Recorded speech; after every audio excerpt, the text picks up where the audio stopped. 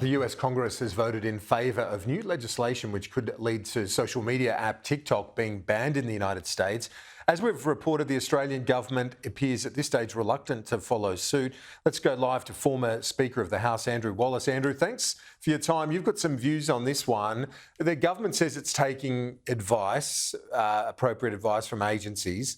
Isn't that the way to handle these matters?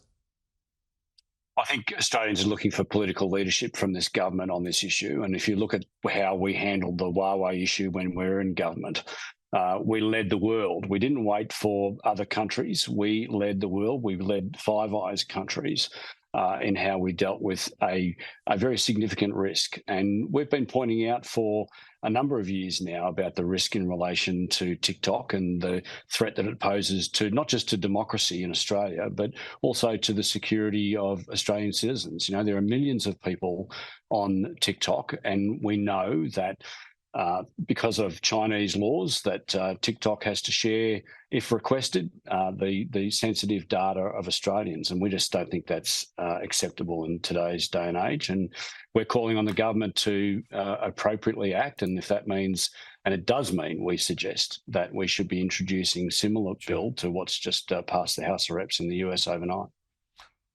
It's got to go through the Senate there too. But Yep.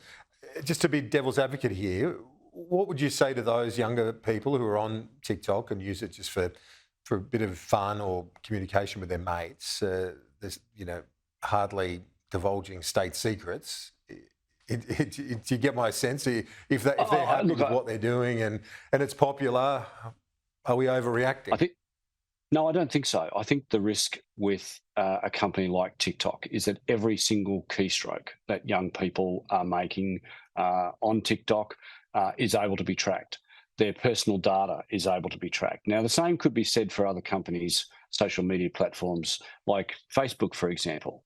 But where, because of the arrangements, the law in China as it currently stands, TikTok's parent company ByteDance has to share that data, that information on Australians and everybody else who's on that platform with the Chinese Communist Party. And we don't think that's appropriate. We don't think it's appropriate where we know that the Chinese Communist Party is actively involved in trying to disrupt democracies around the world, and Australia is not immune from that. We understand that there are many young people who don't see the nefarious nature of TikTok, but the facts are there, and it is not just a harmless tool. It's not just something that for exchanging cat videos on. It's something that young people and older alike in Australia need to be cognizant of the threats that are involved.